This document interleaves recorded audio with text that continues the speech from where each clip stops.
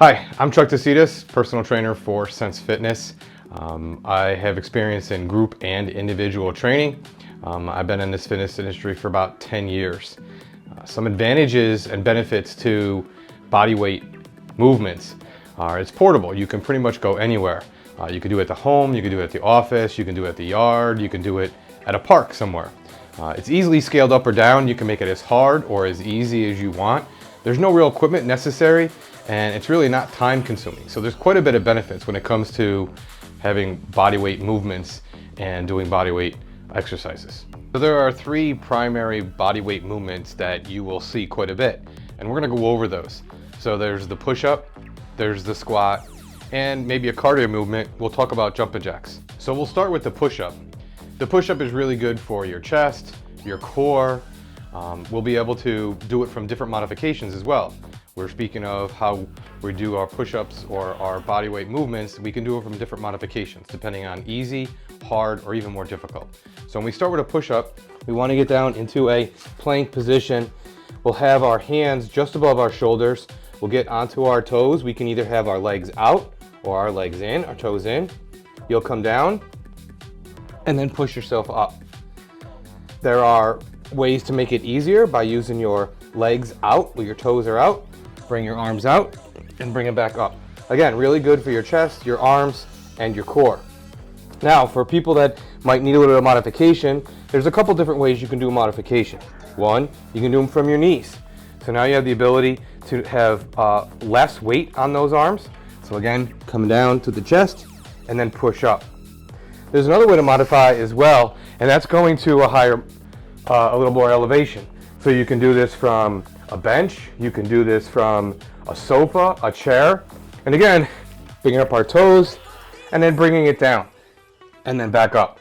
This will allow you to have a little bit more range of motion instead of being on your knees and be able to increase your strength. Now, if you're someone that has the ability to do regular push-ups and you want to modify, it's a little bit more difficult would be to put your toes on an elevated surface and now doing the push-ups from this position. One thing to remember about doing push-ups is to make sure that our core is tight and that we're not sinking and dragging our hips. We want to make sure that our hips are up and we're really pushing with our arms.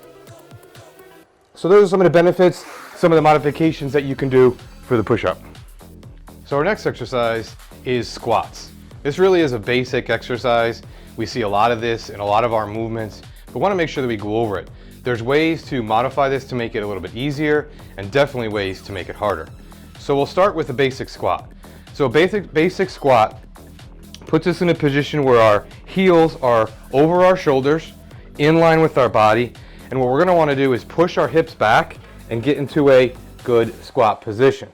And then when we push up, we want to make sure that we're pushing through our feet. It's really good for our core, our glutes, and our quads. Again, we want to push our heels back and come up. One of the things that we really don't want to see is us leaning over with our back because it really has tension on our back now. So we don't want to lean forward. It really is all about a hip movement and pushing those hips back. You'll see my heels are on the ground, my toes are on the ground, everything's in good position, and then we're pushing up. Now there's some modification in this to make this a little bit easier. We can use a chair or a bench, and for folks that need a little bit of modification before they get into that squat, it really is just sitting and then standing up. This is the good squat position. You'll see my hips go back and then I press through my feet. Nobody sits down like this, right? So we want to make sure, again, hips back, sitting into the position, and then pushing up. For folks that is a little bit more difficult, we can always go to a wall and we can sit against the wall and do just a wall sit. Again, we're pushing our back and we're getting into a good wall sit position. You can do this for a time, maybe 30 seconds, work yourself up to 45 seconds and or more. And then from there, you can potentially hold something with some weight until you can get into that good squat position. For folks that have a little bit more ability, there's always ways to increase. So we can get on our toes and do the squat from our toes. We can do jump squats. Again, increase the ability. Okay, so there's all different ways to modify our squats to really help our core, our glutes, and our quads. And last one we'll talk about is really about increasing our heart rate. One of the most basic ways to really get that done is by doing jumping jacks. And there's different variations of jumping jacks. For folks, just so you're aware how to do a primary jumping jack, arms at our side, and then we'll come up and come back down. Naturally, we can do this for a time. We can do this for an amount of jumping jacks. For folks that have a little bit, need a little bit more help, instead of having to do the full jumping jack, we can do step outs. So 1 foot out, 1 foot in, 1 foot out, 1 foot in. So a great way to modify it, you can speed it up or you can slow it down. For folks that need a little bit more advanced, there is seal jacks. So we can bring our arms out and in right here at our body. And then even the most advanced people, when it comes to jumping jacks, we can do burpees. So we can raise up, come down, come into a position, push up position, and then up and continuing. These are all ways to increase our heart rate, really start a workout, end a workout, great ways to get that heart rate going. When building your exercises, there's a couple different options. We can build an exercise routine based on timing. So if you have a short amount of time to actually get something done, then you can build your program or your exercise routine based on timing. Maybe it's 5 minutes per round, or maybe it's 2 minutes per round, 2 minutes per exercise. You can build that based on timing. There's other options as well where you can build it what we call an AMRAP, as many rounds as possible, where this way you could turn around and say, you know what, I want to do 10 push-ups, 10 squats, and 10 jumping jacks. And I want to do that within a 15-minute block. So you do those as many rounds as possible within that block. There's other ways to build your program as well. We talk about the exercises themselves. We can build programs around, you want to build it on one part of your body part, or do you want to make the routine over your entire body?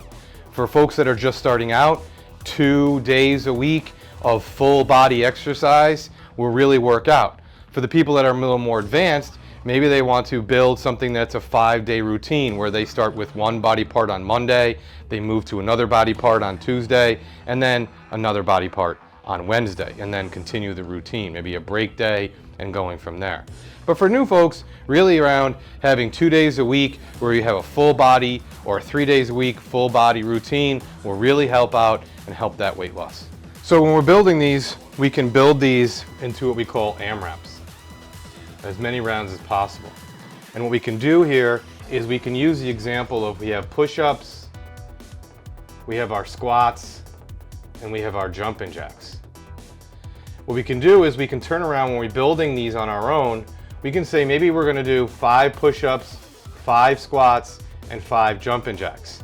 And then we can say that we're gonna do this for 3 rounds if we're maybe a new person to this routine.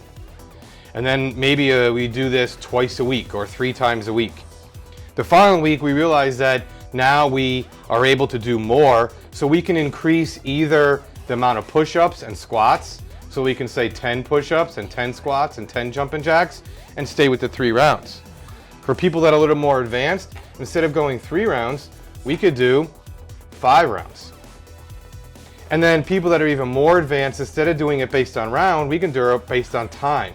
So maybe we're gonna say we're gonna do this for 10 minutes without any rest. So now we're gonna continue to do our 10 push-ups, our 10 squats, and our 10 jumping jacks for 10 minutes, and as many rounds of this as possible. So as you can see, there are many different variations and modifications to exercises. We spoke about the squats, we spoke about push-ups, and we also spoke about jumping jacks and increasing your heart rate. So there's many different ways to go off of those 3 primary exercises. And if you're really just beginning, those are the primary exercises that you can do and modify them very easily. Again, with body weight, you can do this in a park, you can do this at home, at the office, you know, maybe in your yard, that kind of thing. Get other people involved because there's no equipment necessary. If you're a little bit more advanced, keep an eye out. There'll be an ebook coming out very soon.